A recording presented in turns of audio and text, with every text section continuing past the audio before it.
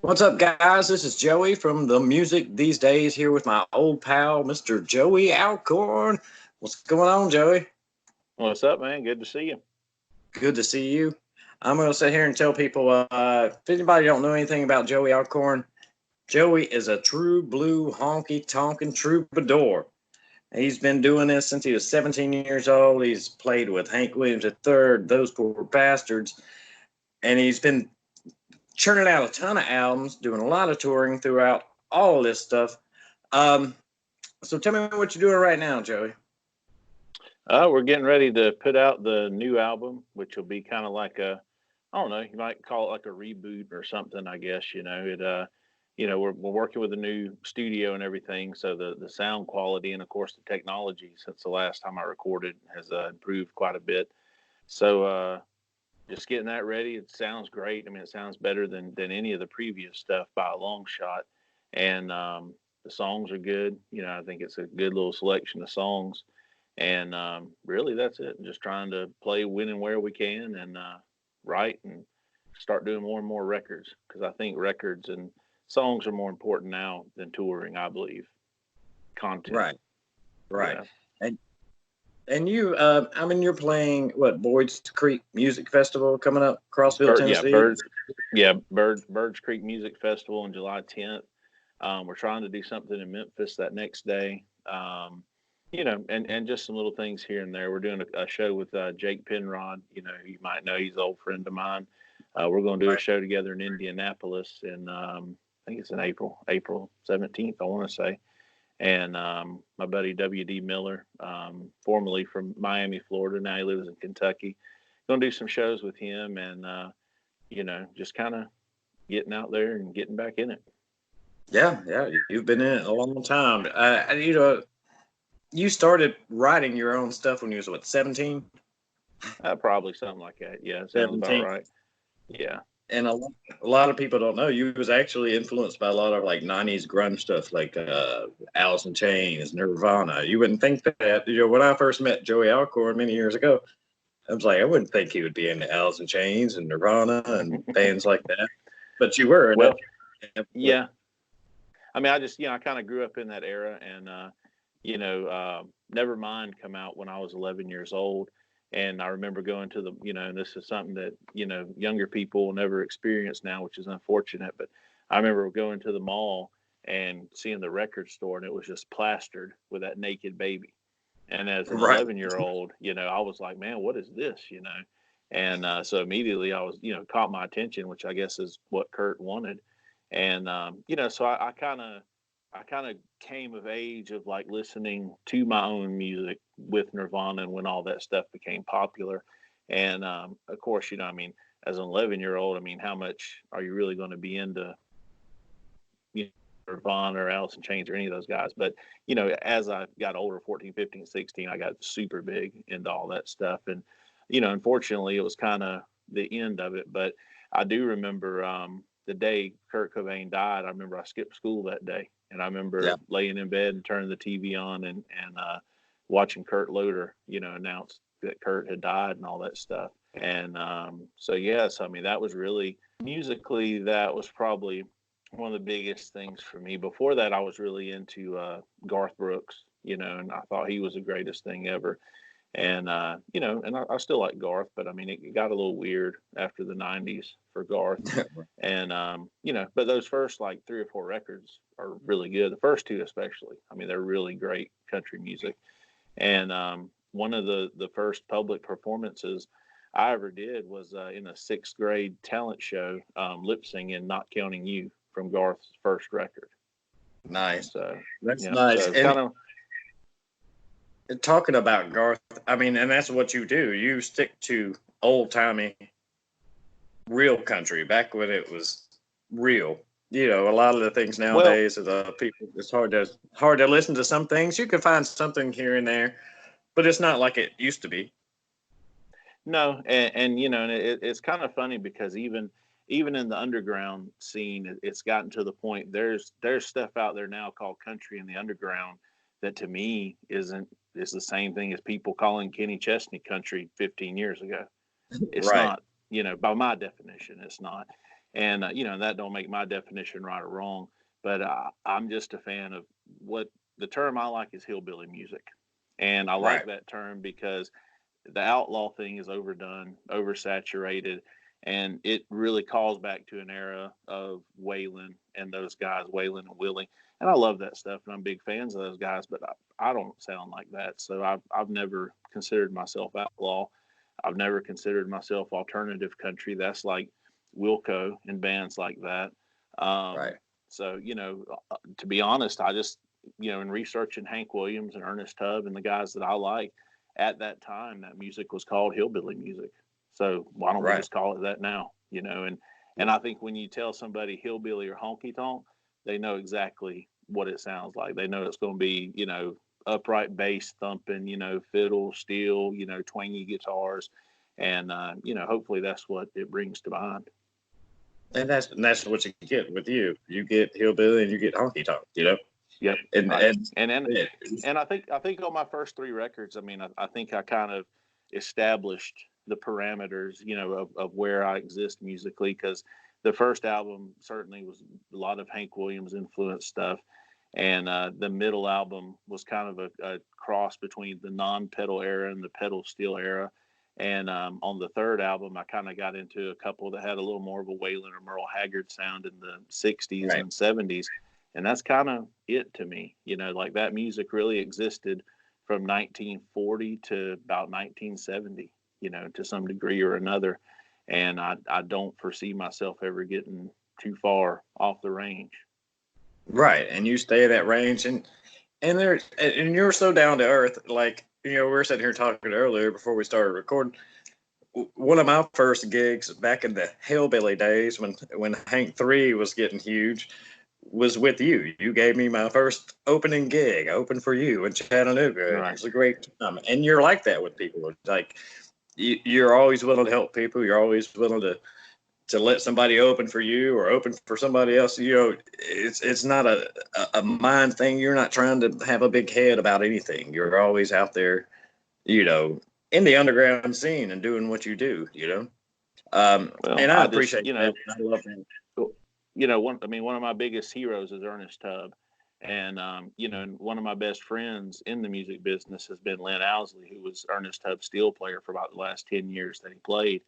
And, you know, I've learned a lot about Ernest Tubb and the way he did business and his thoughts and beliefs and things, you know. And I don't know. I mean, maybe, you know, just maybe it's some of that, you know, because, I mean, what's the point? We're all in the same Yeah. fight, so to speak. You know, I don't think of it as a fight anymore, but you know, we're all in it for the same thing.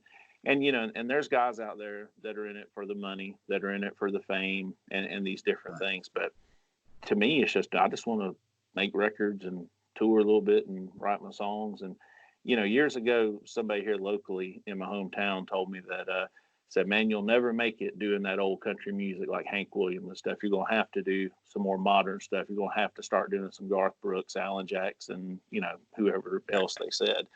And I said, you know, I mean, I could, but I'm just going to do what I like. And if there's enough people that like it, I'll be successful. And if there's not, then I won't. You Right. know, And that makes and sense.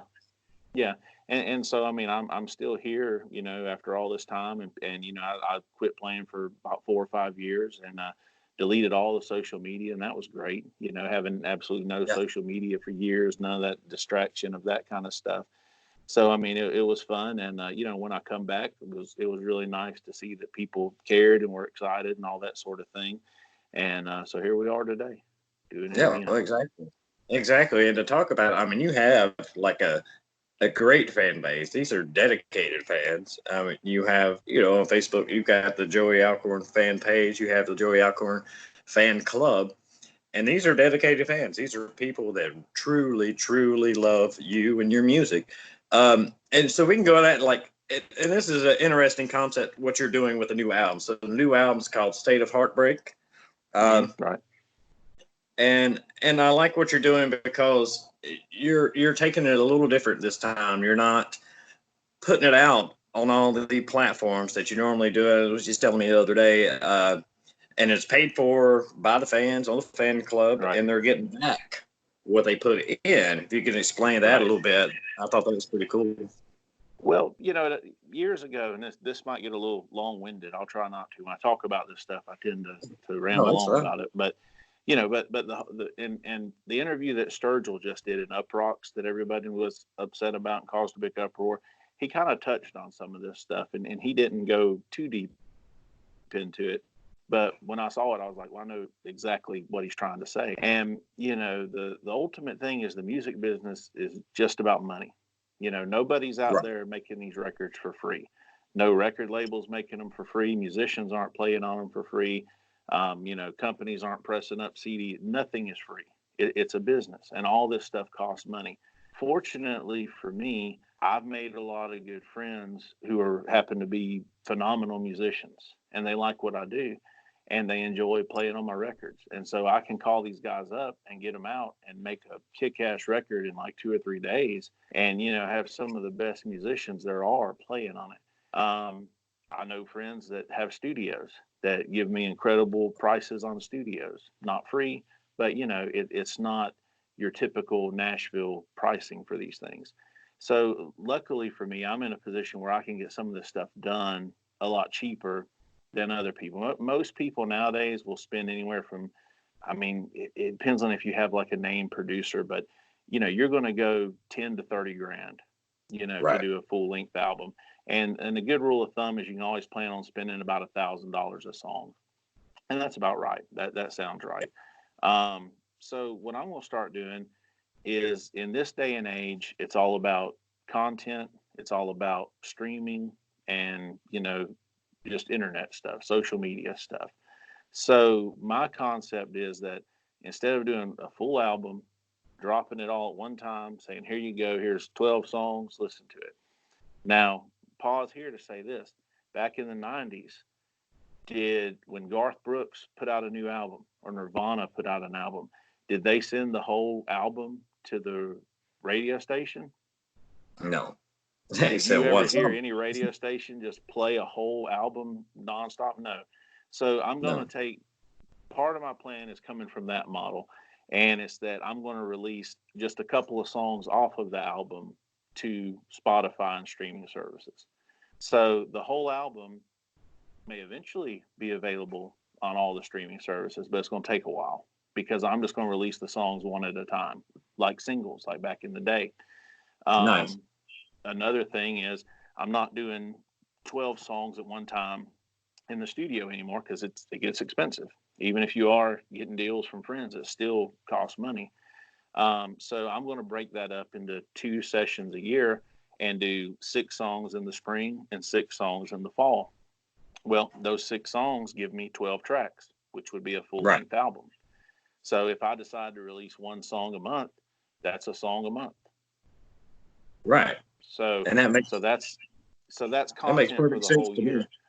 Well, yeah, and I think it's something that you'll see going forward as people adjust to streaming and everything. It's kind of funny because like I had this idea 6-7 years ago, and I had to put a bio up for something the other day. I think it was an electronic press kit or something I was working on. But I went back, I was searching old interviews I had done and things like that. And I found one where it was, God, around the time of All Alone Again. So it might have been almost 10 years ago. But in this interview, I had said that same thing about going to a singles based release system, and for me, really, it all came from I just like to do things like the guys did back in the old times as much as I Like the can. old days. Yeah. And Hank Williams, when they went into a studio, or Johnny Cash or Farron Young or any of these guys up into the 1960s, they went in and they cut 4 songs, and that was Yeah. enough for 2 records. And they would do that about every 2 months. And that was 1 record a month, a side and a B side. So yeah, so the long and short of it, I mean, like I said, I can go in really deep, but the release process to me is just going to be really what it used to be years ago. I'm going to have a full length record. There'll be a song on Spotify. And people say you need Spotify for people to discover you. Well, I got 3 full length albums on there. If you don't like the stuff on those 3 records, you won't like this either. So, Right. I'm kind of beyond that. So I'm just going to put the 1 song out, and the fan club, that's a whole other ball game to get into. But those people, it's set up on Patreon, So Patreon is a thing where people can donate monthly to an artist or podcast, YouTuber. It's really big with podcasters and YouTubers. But you donate monthly to these people who create content that you like. And so I have a friend of mine who's doing it, and she's very successful with it as a YouTuber.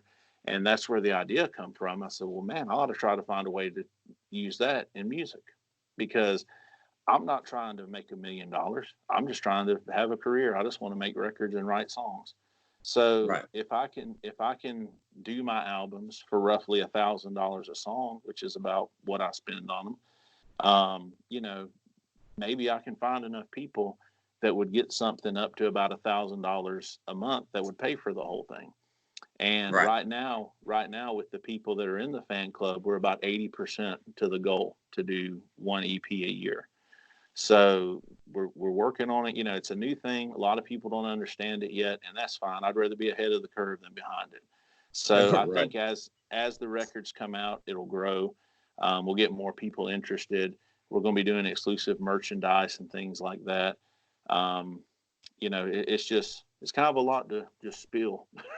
It is, and But you had exclusive CDs, for fan club members at $3 a pop, which is right. Well, and that's that's another thing, because the CD, the State of Heartbreak, is going to be limited to 500 copies, is I think how many I'm going to do. It'll never be pressed up again. So somebody said, well, what are you going to do when you sell out? Well, when I sell out, I'll have another record coming. So I don't need to right. press that one up again. So they're limited, you know. And I get people all the time writing to me now like, man, do you have any copies of 50 Years Too Late? I hadn't had 50 Years Too Late in 10 years, you know. That's So wild. Yeah. so even though I'm not some superstar or anything, but it creates some kind of value to collect those records, you know. Hmm. So that's the way I'm going to treat them. I'm going to hand number all of them. There's going to be 500.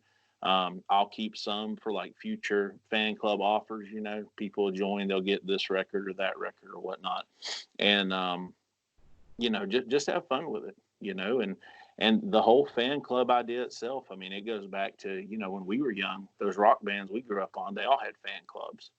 Oh And yeah. in doing research with country music, I've found stuff where, you know, Ernest Tubb had one, you know, even Yeah. back then. And he had a little exclusive newsletter thing he would mail out called Melody Trails. And it was just this little Ernest Tubb newsletter thing. And they sent out a bumper sticker that had like a little drawing of him on it that said, "I boost Ernest Tubb," you know, stuff like that. Nice. So it's kind of cool. And it's something. There's a lot of things in music that I think have been lost because of social media. You know, and you were around back then, so you'll know this, but you know, 2005, 6, 7, when I was really getting started, we were on the precipice of where we are now. We still had a foot in the old school. We saw the old way still alive, but we were at the dawn of YouTube and all the social media stuff. Yeah. So the social media stuff kind of killed the fan club. What's the point? You know, what are you going to offer? But now we've kind of come full circle to where we're back to where fans do want some kind of exclusive content. They want to know more about what's going on behind the scenes. You know, they want the sneak peeks of the records and all that. And I think it's fun. I mean, I enjoy every month, like coming up with, you know, going through my old tapes and stuff of like shows from 20 years ago. Like, you know, maybe they'll like to hear this, you know, Right. and it's fun. It gives me That's something like to we do too. it's like we was talking earlier about the old picture of you and I and Lonesome White from those Hmm. poor bastards. That was, Yep. and you look at it. And speaking of the fan clubs, I remember you'd have to write and mail in to be a part of a fan club, but this Man, is a whole lot easier yeah. now. Well, it's just modernized. Man, I still have out there in my storage building in a box when the Blue album come out by Weezer. I sent off to be in their fan club, and I still have the original like photocopied thing that Rivers Cuomo like drew, like this whole Yeah. thing that he hand drew of like the Weezer fan club. And I know you know, Pantera had stuff like that and everything. So it's full circle. You know, it's a lot. Even with Spotify and stuff, as much as I don't like Spotify, that has kind of brought radio back. It's like radio exists again. So, but it's a radio that we can all get on. Now, like I said earlier, I don't think giving your whole record to them is a smart idea, because why? You spent money to make that record. Spotify made $10 billion last year. Why are Right. you giving your product away? How much of that did you see, right? Yeah, yeah. And well, and it's like I told you the other day. I mean, the lowest tier of the fan club is $1 a month. So I mean, Right. it's $12 a year. How much does a CD cost? About 10 or 12 bucks. So it's like buying a CD. And the $1 a month is worth about 300 streams on Spotify. So, I mean, that's just it adds up. And if I have 2,000 and something monthly listeners on Spotify, if every one of those monthly listeners joined my fan club at the dollar level, I'd be making records all the time. I'd probably try to do 3 a year. Yeah, yeah, and that's crazy to think that. So, well, my guitar player said this the other day. We were talking about it, and it's actually a good point. He said, I think I told you this too. He said, he said, if what I do isn't worth a quarter a week to you, then I don't need to be doing it, And I mean, so you think about it, back in the old days, putting a quarter in a jukebox. Would you give an artist you like a quarter a week to continue making music? I would. Right. There's a lot of people, other artists I'm a fan of. If they did this, I'd be on it in a heartbeat. And I think going forward, I think you'll see. I'm not the first musician to do it, but there's very few that are trying it. There's a couple that are pretty successful with it, and they're trying different models. And of course, some of my inner circle people I'm close with, W.D. Miller and Jake Penrod, they have Patreons, and they're going to try to do the same thing. But in the streaming era, it's kind of the option you're kind of forced to, Right. because back in 2006, 7, 8, when iTunes was big, I would go out on the road for a week or two, come home, I would have more money in my mailbox from digital sales than I had made on those shows. So did that make me rich? No, but you know what it did help me do? It helped me pay my band better, because I wasn't relying on that gig money to pay my bills, But now with Spotify, that revenue stream has been taken away. It's about 10% of what it used to be. So so with the Patreon, the fan club stuff, it kind of is a replacement for that. So it's just for people that believe in you, that like what you do. And I tell you, man, I've been really humbled by a couple of the people that have joined it, the level that they joined at and the amount they're helping with.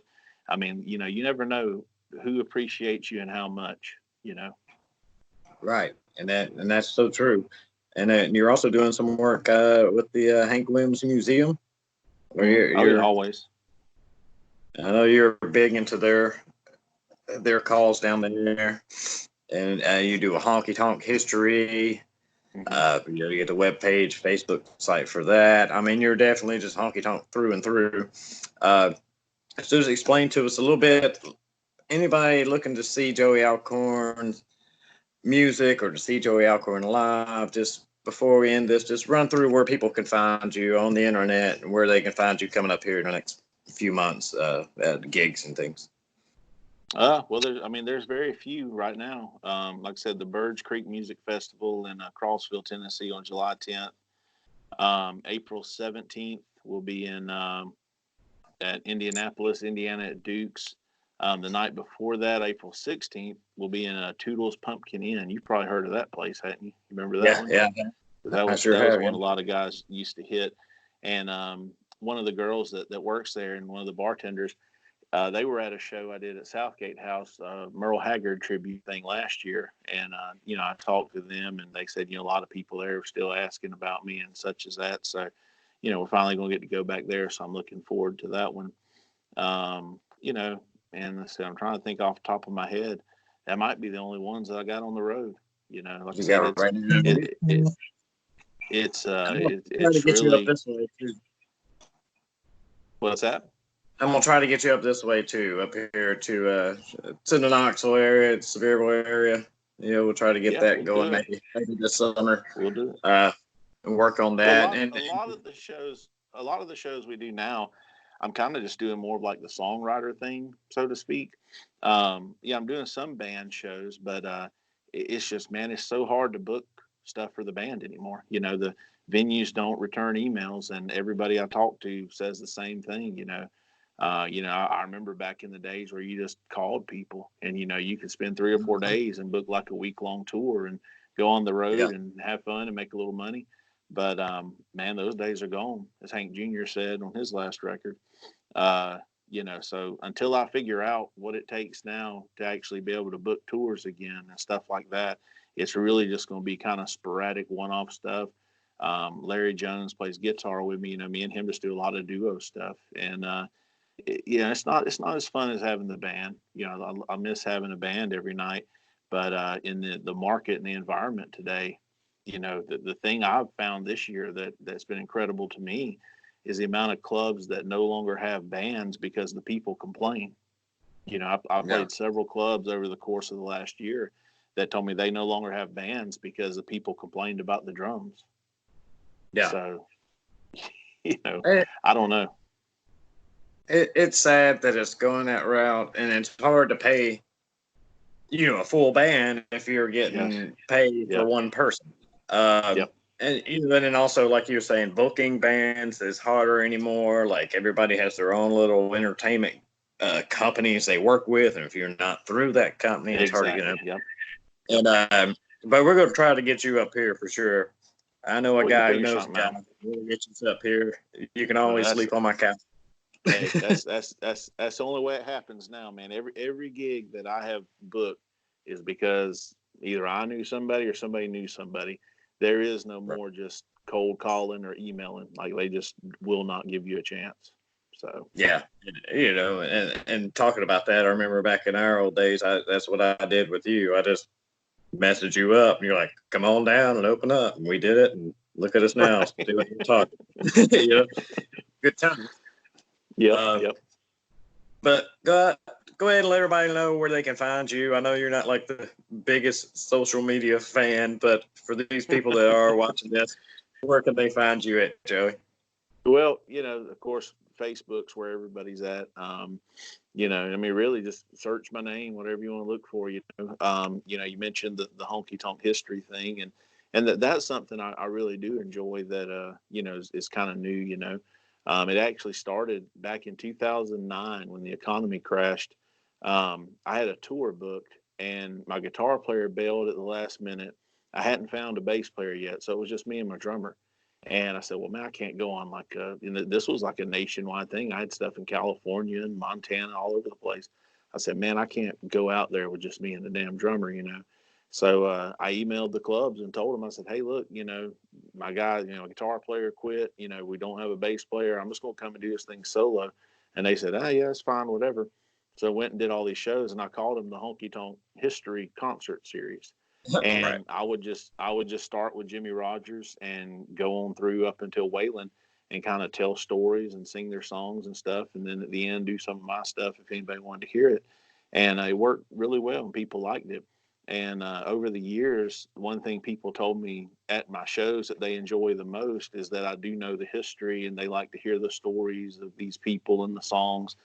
So, when I started playing again last year, I said, well, hell, I'm going to incorporate that more into what I do as a whole.